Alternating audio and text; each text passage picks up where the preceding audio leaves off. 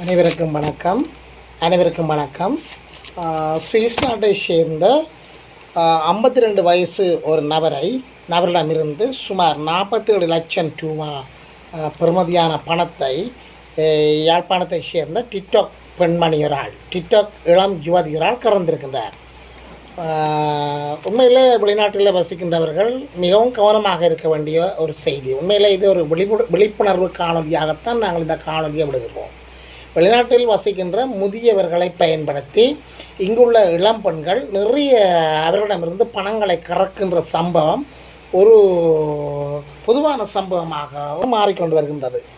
நிறைய இளம் பெண்கள் திடீரென பல லட்சாதிபதியாக யாழ்ப்பாணத்தில் வலம் பெறுகின்றார்கள். இதற்கு காரணம் வெளிநாட்டில் இருக்கின்ற சில முதியோர்களை பயன்படுத்தி ஆசை காட்டி தங்களுடைய வலைகளிலே அவர்களை விழுத்தி அவர்களிடம் பல லட்சங்களை கறக்கின்றார்கள். உண்மையில் முதியோர்கள் இந்த விஷயங்களில் கொஞ்சம் கவனமாக இருக்கணும். அந்த முதியோர்களுடன் பராமரிக்கின்ற அந்த பிள்ளைகள் முதியோர்கள்ன்ற செயற்பாட்டில் சற்று கவனம் எடுக்க வேண்டும். முதியோர்கள் உண்மையிலே அவர்கள் ஓய்வாக இருக்கின்ற சந்தர்ப்பங்களில் டிக்டாக்குகளை பயன்படுத்துகின்றார்கள். அந்த டிக்டாக்குகளை பயன்படுத்துகின்ற போது இவ்வாறான யாழ்ப்பாண இளம் பெண்களை கவர்கின்ற நிலையில் தான் அவர்களும் இருக்கின்றார்கள். அதை பயன்படுத்தி இலங்கையிலே யாழ்ப்பாணத்தில் இருக்கின்ற இளம் பெண்கள் நிறைய பணங்களை அவர்களிடமிருந்து கறக்கின்றார்கள். இந்த செயல் தொடர்கதையாகத்தான் இருக்கின்றது. உண்மையிலே இதை ஒவ்வொரு தரம் பட்டு பழக்கிறார்களே தவிர அதிலிருந்து தங்களை பாதுகாத்துக் கொள்வதாக தெரியவில்லை. இந்த சம்பவம் பற்றிய வருவதாவது, யாழ்ப்பாணத்தைச் சேர்ந்த ஒரு இளம்பெண் டிக்டாக்கை பயன்படுத்தி வருகின்றார். 52 வயது சுவிஸ் நாட்டை சேர்ந்த ஒரு முதியவரோட தொடர்புகளை ஏற்படுத்தியிருக்கிறார். அவரும் அடிக்கடி அந்த பொண்ணுடன் கதைச்சு படங்களை பரிமாறிக்கொண்டிருக்கிறார்கள். இவர்கள் வாட்ஸ்அப்பினூடாகத்தான் அந்த படங்களை பரிமாறிக்கொண்டிருக்கிறார்கள். அந்த படங்கள் இவர் இந்த பெண்ணுக்கு அனுப்புகிற, இந்த பொண்ணும் அவருக்கு அனுப்புகிற, இவ்வாறாக அவர்களுடைய அந்த நட்பு வட்டம் நாளுக்கு நாள் விரிவடைந்து பணம் கொடுக்குற அளவுக்கு அவர்களுடைய அந்த நட்பு வட்டம் வந்திருக்கிறது. சுவிஸ் நாட்டை சேர்ந்த அந்த 52 வயசு முதியோரிடம் இந்த பெண் அடிக்கடி தனக்கு தேவையான பணங்களை பெற்றுக்கொள்வதாகவும், ஏதாவது சாட்டுகள் போக்குகளை சொல்லி அந்த சுவிஸ் நாட்டை சேர்ந்தவரிடம் இந்த பணம் கறப்பதாகவும், அவரும் அதற்கு உடன்பட்ட அந்த பணங்களை கொடுத்து கிட்டத்தட்ட 47 லட்சம் ரூபா 47 லட்சங்கள் பெறுமதியான பணத்தை இந்த யாழ்ப்பாணத்து டிக்டாக்கார பெண்ணுக்கு வழங்கியிருக்கின்றார்.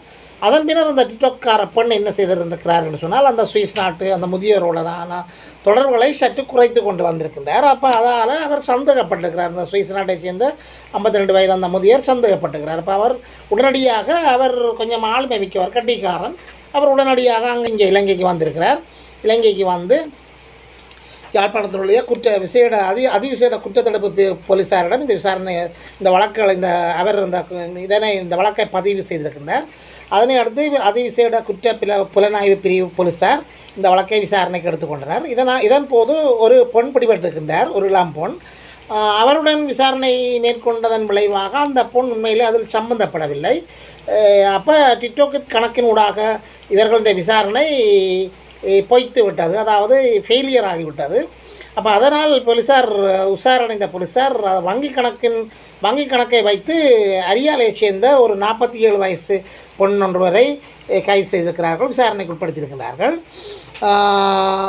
அவரிடம் மேற்கொள்ளப்பட்ட விசாரணைகளின் பின்னர் அவர்கள் 3 பேர் சம்பந்தப்பட்டிருக்கின்றார்கள். தன்னுடைய பெயரை ஒத்த இன்னொரு நண்பியின் பெயர், நண்பியின் பெயரும் இவருடைய பெயரும் ஒத்துப்போவதால் அந்த நண்பியின் பெயரில் ஒரு டிக்டாக் ஒன்றை உருவாக்கி இளம்பெண் போன்று இந்த முதியோரிடம் தொடர்புகளை ஏற்படுத்தி இவரிடமிருந்து நிறைய பணங்களை கறந்திருக்கின்றார். இந்த முதியவரும் அவரை இளம்பெண் என்று நினைத்து தான் அந்த பணங்களை வழங்கியிருக்கின்றார். இவர்களோடு அன்றி என்று சொல்கிற அந்த அரியாலையை சேர்ந்த இன்னொரு பொண்ணும் சம்பந்தப்பட்டுகிறார். அப்போ விசாரணைகளின் பின்னர் போலீஸார் அந்த 3 பெண்களையும் கைது செய்திருக்கிறார்கள். கைது செய்து நீதிமன்றத்தில் முற்படுத்திய வேளை அந்த பெண்கள் குற்றத்தை ஒப்புக்கொண்டிருக்கிறார்கள். குற்றத்தை ஒப்புக்கொண்டதை அடுத்து அந்த பணத்தை தாங்கள் அந்த முதியோரிடம் திருப்பி கொடுப்பதாக ஒத்துக்கொண்டதன் விளைவாக அவர்கள் பிணையில் விடுதலை செய்யப்பட்டதாக செய்திகள் செல்கின்றன. உண்மையிலே நாங்கள் இந்த இந்த கருத்தினூடாக கூற வருவது, புலம்பெயர் தேசங்களில் இருக்கின்ற முதியவர்கள் சற்று கவனமாக இருக்க வேண்டும்.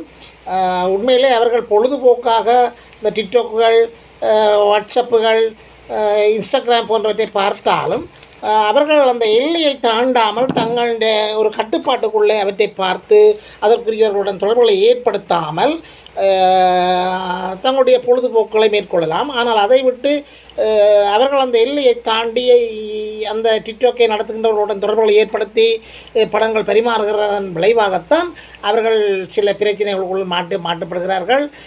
சில வேண்டத்தகாத பிரச்சனைக்குள்ளும் அவர்கள் தலை கொடுக்கிறார்கள். அண்மையில் புலம்பெயர் தேசத்தில் இருக்கின்ற ஒரு முதியவரை பயன்படுத்தி இளம் பொண்ணொரால் தொடர்புகளை ஏற்படுத்தி நிறைய பணத்தை அந்த பொண்ணு அதுவும் இங்கே யாழ்ப்பாணத்தில் நிறைய பணங்களை அந்த பொண்ணு கறந்ததன் விளைவாக அந்த முதியவர் தூக்கு போட்டு அவர் தற்கொலை செய்ததாகவும் அங்கு சில செய்திகள் சில மாதங்களுக்கு முன்னர் நாங்கள் கேள்விப்பட்டிருக்கின்றோம்.